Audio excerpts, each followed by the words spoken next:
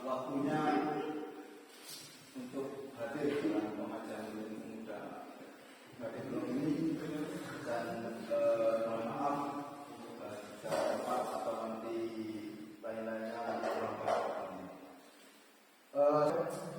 Untuk materi yang saya sampaikan yaitu tentang pentingnya membuka sertifikat dan juga gambaran dasar terkait pengolahannya untuk mendapatkan atau proses produksi sertifikat. Yang kita tahu padi di daerah kita ini banyak padi, bahkan mayoritas komunitas dalam padi setahun 4 kali menjelang padi semua, sangat berbanyak di sini. Sangat. Jadi padi termasuk komunitas pangan utama di desa, terutama di Jawa Tengah ini. Jadi untuk mutu benih atau masalahnya juga digrafikan tentunya. Namanya diperlukan benih yang berkualitas untuk memproduksi benih padi, terutama untuk komersial atau konsumsi. Lalu apa itu benih bersertifikat? Yaitu benih yang proses produksinya melalui pengawasan ketat dan telah memenuhi standar mutu laboratorium maupun lapangan untuk meminimalisir risiko gagal panen. Itu salah satunya. Jadi untuk memproduksi benih padi bersertifikat ini ada badan pengawas, yaitu BPSB atau Balai Pengawasan dan Sertifikasi Benih, itu dari pemerintah. Dan apakah bisa mandiri? Bisa, dari LSM, Lembaga Edukasi Mandiri. Juga itu harus ada beberapa prosedur yang dilalui dan juga ada persyaratan yang harus dipenuhi. Lalu apa keuntungannya menggunakan benih sertifikat? Tapi sebelum masuk itu, benih sertifikat itu benih yang sudah terdaftar di pemerintah, terutama di Kementerian Pertanian. Jadi kemasan tadi ada nomor SK-nya atau surat keputusan menterinya, itu bisa dikira benih bersertifikat dan juga sudah beredar. Lalu keuntungannya memakai benih padi sertifikat itu apa? Pertama, dengan punya varietas, karena produksi yang diawasi, jadi kemudian suatu benih itu juga diberikan, yaitu tanaman tumbuh dengan tinggi dan waktu berbulan sama, sehingga mudah perawatan dan juga pemainan secara sampah, dan juga daya tahan tinggi. Karena juga diuji dengan laboratorium, maka untuk daya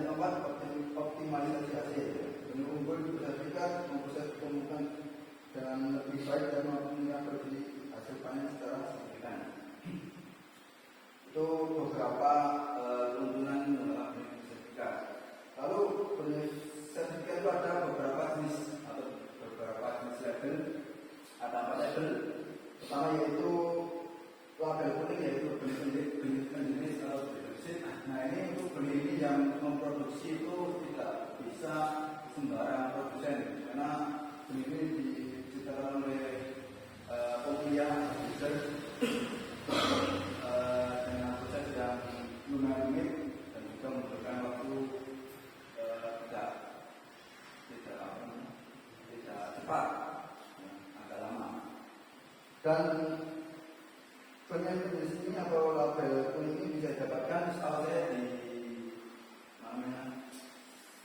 Jawa Barat, di Sukomandi, lalu yang kedua yaitu label putih atau benih dasar foundation seed. Benih ini turunan dari benih label kuning. Jadi jika memproduksi label kuning atau benih maka turunannya benih dasar adalah benih label putih. Lalu yang ketiga itu label ungu atau benih pokok seed, turunan dari benih dasar, yaitu turunan dari benih label putih tadi yang dibedakan untuk biasanya untuk penangkar benih itu. Dan yang keempat yaitu benih sebar, warna labelnya warna biru, turunan dari benih ungu. Nah, benih sebar ini yang biasanya dijual atau ditujukan untuk petani untuk komersil, karena setelah benih biru ini diproduksi tidak bisa dijadikan benih. Sebenarnya bisa, tapi daya keserampakan dan juga kemudian benihnya menurun karena memang sudah di atas itu. Jadi label kuning itu dari jenis, lalu label putih dan juga ungu itu lebih ke produsen benih, sebagai penangkar benih yang nanti untuk menghasilkan turunannya dikomersilkan, yaitu benih warna biru. Lalu yang ketiga yaitu proses pembuatan benih baru berserikat. Ini saya gambarkan secara umum, secara garis besar, karena kalau saya rincikan nanti terlalu lama. Pertama, pemeriksaan lapangan gitu ya. Tapi sebelum pemeriksaan lapangan, yang jelas kita pendaftaran jika mau memproduksi benih, itu yang jelas. Kemana yaitu ke BSD, Balai Pengawasan dan Sertifikasi Benih. Kalau di Jawa Tengah di Klaten, ke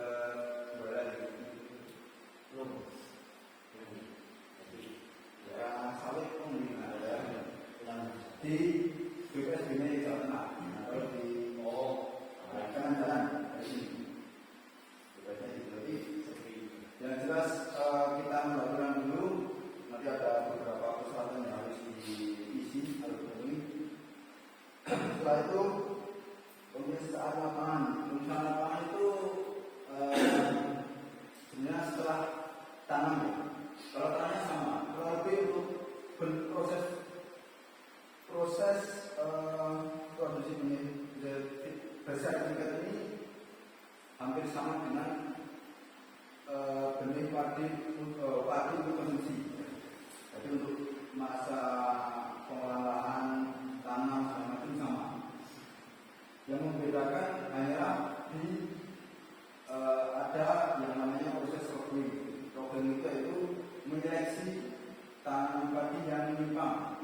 Jadi jika varietasnya tiheran, jika ada yang tanaman tidak seperti tiheran atau berbeda dari mayoritasnya itu diambil karena untuk kepentingan tadi.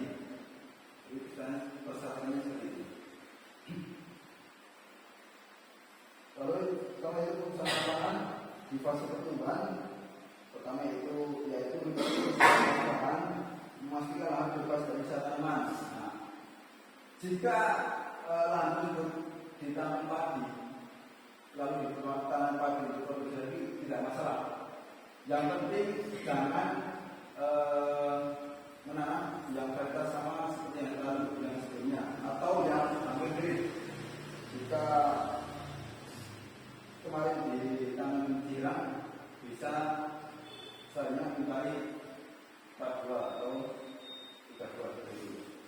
Jadi jangan menanam varietas yang sama seperti sebelumnya. Lalu untuk produksi benih berbeda, kalau berbeda itu selfie atau OP ya, open pollination, itu kawin dengan sesama, hanya menyerbuki sendiri. Kalau berbeda itu kawin silang. Jadi kalau untuk isolasi jarak berbeda itu 3 meter, 2 sampai 3 meter. Tapi berbeda puluhan meter, untuk spesifikasinya saya lupa. Jadi karena hibrida itu karena dia silang dikawinkan, jadi ada namanya nanti benih untuk benih betina, tanaman betina dan juga tanaman betina. Makanya isolasi jaraknya lebih jauh. Nah, itu yang kedua itu roboin proteksi. Untuk roboin ini oleh kita sendiri dapat mengantar untuk bisa melawan. Nah, untuk nanti bisa dikatakan atau bisa dijadikan benih padi bersertifikat, nanti akan adanya pengecekan dari PBT ya, dari Dinas juga PSB, dicek di lapangan menjelang panen, nanti dicek campuran atau CPA atau campuran pestisida itu banyak tidak, karena setiap label benih itu ada maksimal campuran pestisida. Contoh untuk benih label putih itu campuran pestisida yaitu 0,6% jadi bersih. Jadi kalau kirang semua tidak ada campuran pestisida. Lalu untuk benih ungu itu 0,1 dari populasi ya, populasi 0,1 dari populasi. Lalu yang benih sebar ya benih 0,2 dari populasi. Makanya benih sebar itu untuk komisi petani masih memang dilayakkan atau dijual petani. Jadi nanti prosesnya ada pemeriksaan dari BPDS itu. Jadi dicek lahannya apakah campuran pestisida banyak tidak. Kalau banyak nanti biasanya ada toleransi. Jadi ada nanti toleransi untuk merobohi lagi, menyeleksi lagi campuran yang banyak itu campuran pestisida yang dari penangkar nanti setelah PBD. Lalu pemanen dan pemahaman pasca panen. Nah, untuk pasca panen itu menikmati agak beda ya. Jadi kalau menikmati konsumsi itu masaknya masak morfologis. Tapi untuk dijadikan benih itu agak dilamakan. Masakannya agak dilamakan, yaitu masak fisiologis, tentunya lebih agak lama lebih dari benih konsumsi. Nah, untuk persiapannya juga agak berbeda dengan panen konsumsi. Kalau panen konsumsi kita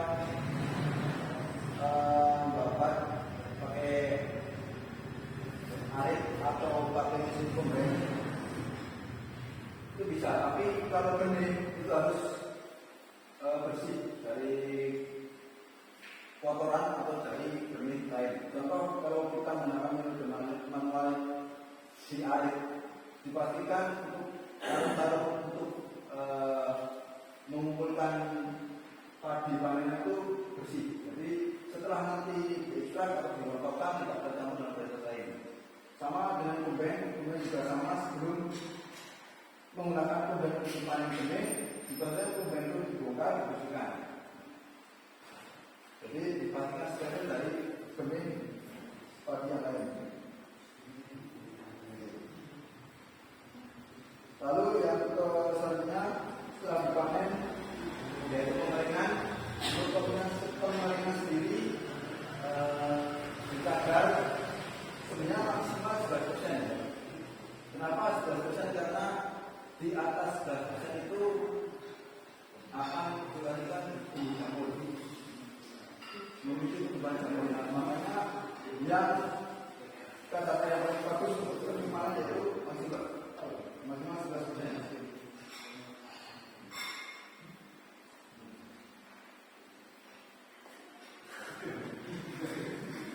Jadi untuk data ini penting karena penyimpanan, karena yang tidak mungkin setelah produksi kita langsung edarkan itu tidak mungkin, karena juga kita harus tunggu sales dulu datang. Jadi untuk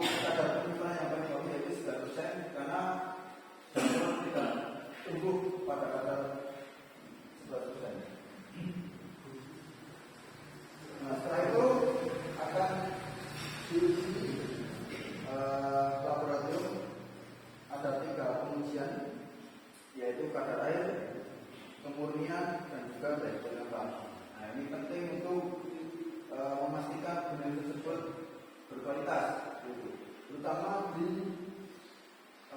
daya bertambah, supaya daya bertambah untuk benih padi kan 80% minimal, dan juga keserapatan tubuh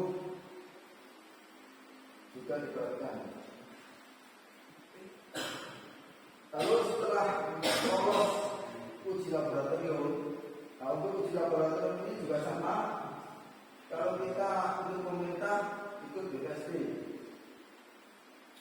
kalau mandiri juga bisa. Jadi ada tempatnya yang saya tidak jawab. Lalu jika untuk pengujian laboratorium ini lolos, maka selanjutnya itu pemasangan label. Nah, label tadi tergantung kita menanam benih apa. Kalau kita menanam benih putih, maka jumlahnya ungu. Kalau kita menanam benih ungu, maka jumlahnya biru. Jadi kurang lebih sama ya, produksi atau proses produksi benih padi itu sama untuk benih dan juga produksi. Yang membedakan yaitu kalau untuk benih itu dipastikan steril, steril jilahannya, steril saat proses penanamannya atau pertumbuhan, dan juga steril saat pasca panen maupun panen. Seperti itu.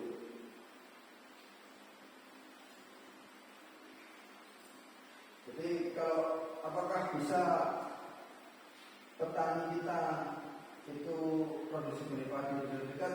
Bisa, dengan lahan ya juga lumayan, karena untuk produksi benih padi itu ada minimal lahan dari ketentuan Kementerian namanya. Jadi memang tidak sekarang. Tapi kalau petani kita mau kerjasama semua bisa. Gitu. Contoh Mas Bara ini jadi produksi benih, mengajak petani lain untuk produksi benih padi bisa.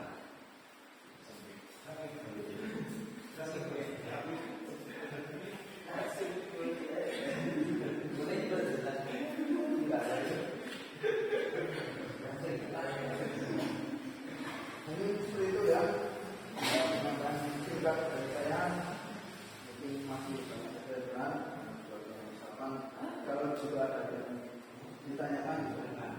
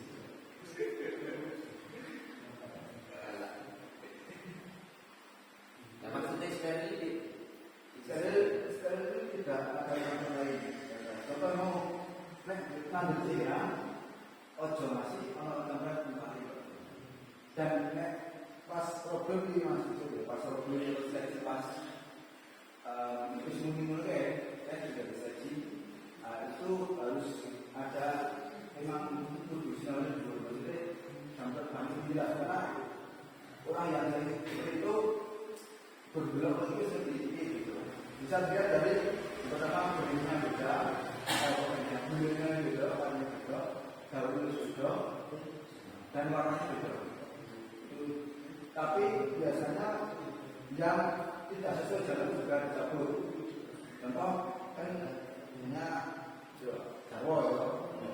Nah, si orang pas jalur kalau tumbuh cabut. Si paling dhuwur cabut, si paling rendah cabut. Untuk ketentuan problem itu saja.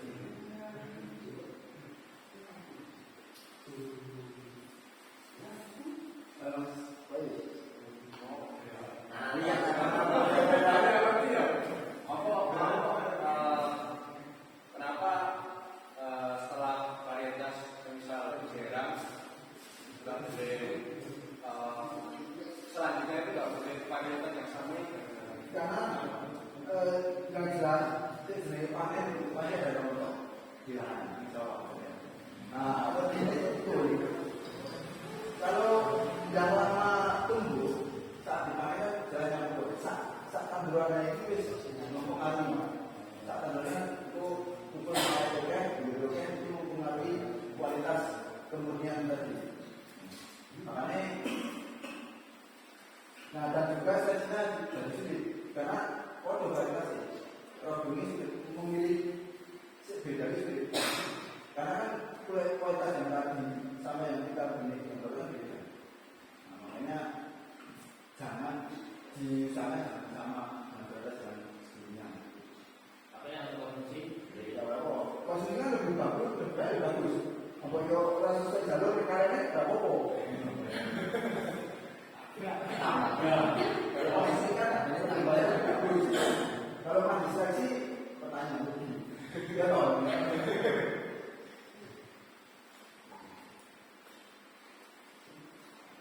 Nanti pastinya susah.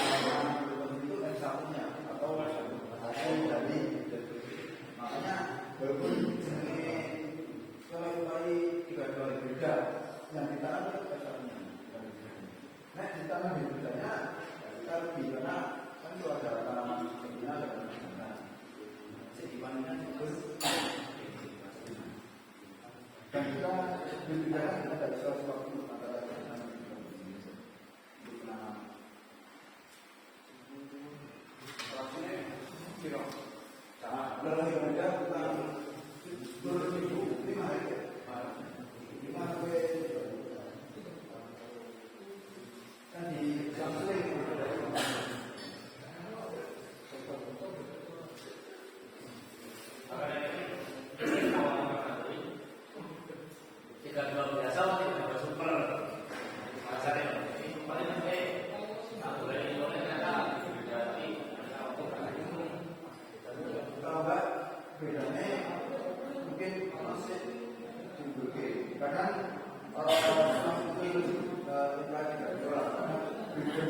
pikiranmu itu pakai logika, mungkin produksi nilai oke atau penyakit karena builder atau pembelian bisa mengatakan next level